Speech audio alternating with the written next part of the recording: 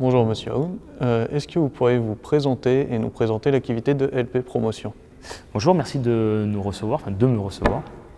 LP Promotion est donc une société toulousaine de promotion immobilière, leader sur le marché de l'immobilier résidentiel, présente depuis plus de 20 ans sur les métropoles de Toulouse et de Bordeaux.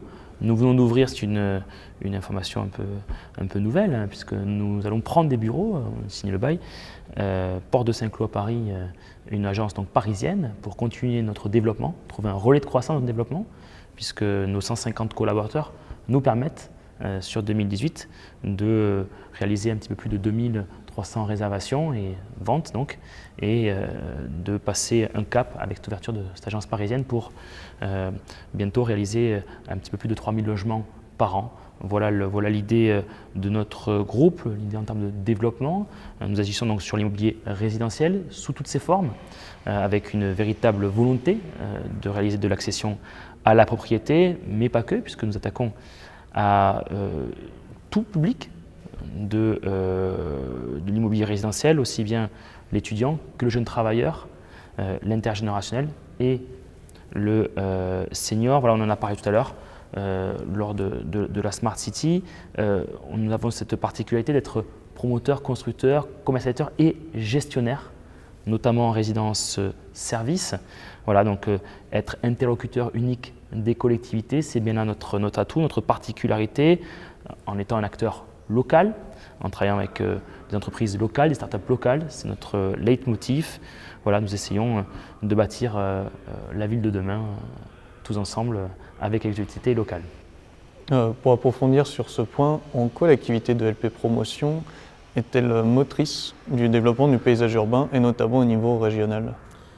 Alors, comme je viens de vous répondre à l'instant, quand je vous disais que nous sommes tous enclins à développer ensemble avec les collectivités, mais aussi avec les partenaires, start-up et autres entreprises de l'acte de bâtir, entreprises locales, puisque c'est l'objectif que nous sommes donnés, c'est une création d'emplois. Les 1700 logements que nous avons mis en chantier en 2018 ont généré, c'est ce qu'on dit dans notre profession, un logement mis en chantier génère 2 équivalents temps plein. Donc nous avons généré 3400 emplois locaux en 2018 sur la métropole toulousaine et bordelaise. Donc je pense qu'à ce titre, nous sommes un acteur important de la vie locale régionale. Et puis développer une vie locale sans résilience n'aurait pas de sens et pas d'intérêt. Nous avons des valeurs très fortes chez LP Promotion qui sont affichées à tous les étages de nos bureaux, celles d'honnêteté, d'implication et d'esprit d'équipe, que nous avons matérialisé il y a peu, puisque nous avons avec succès obtenu une labellisation ISO 26000, thème un peu barbare, mais qui est une labellisation qui porte le sens de l'équité plus que de l'égalité, l'équité dans la responsabilité sociétale.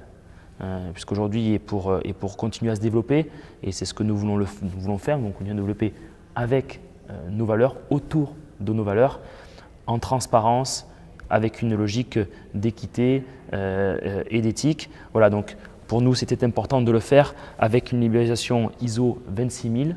Voilà, et puis c'est ce que nous mettons en pratique aussi, par exemple, avec une entreprise locale.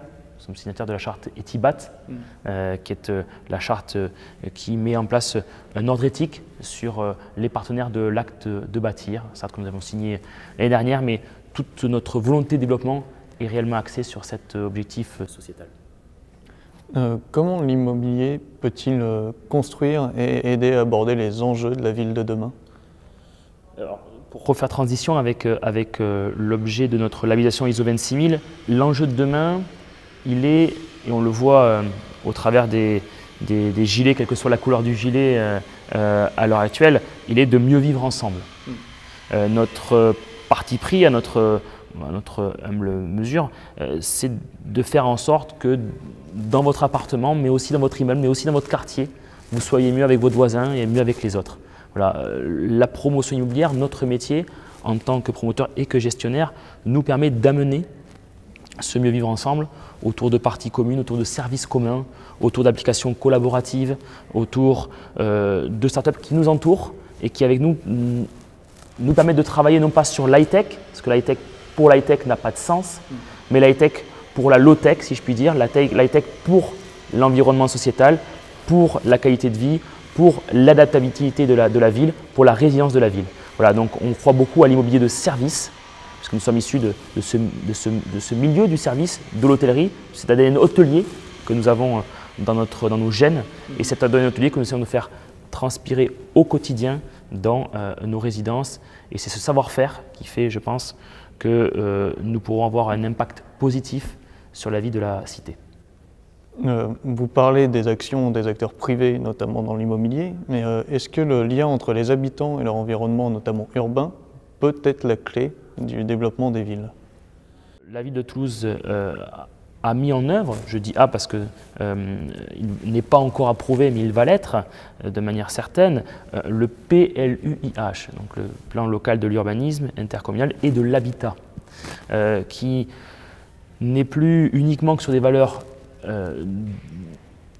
d'actes de construire inscrits stricto sensu, noir sur blanc, sur une règle, mais plutôt sur une règle de concertation.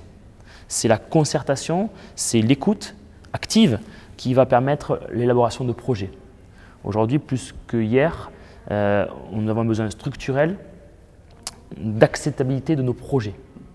Cette caution qui peut être verte, avec les espaces verts, avec l'élément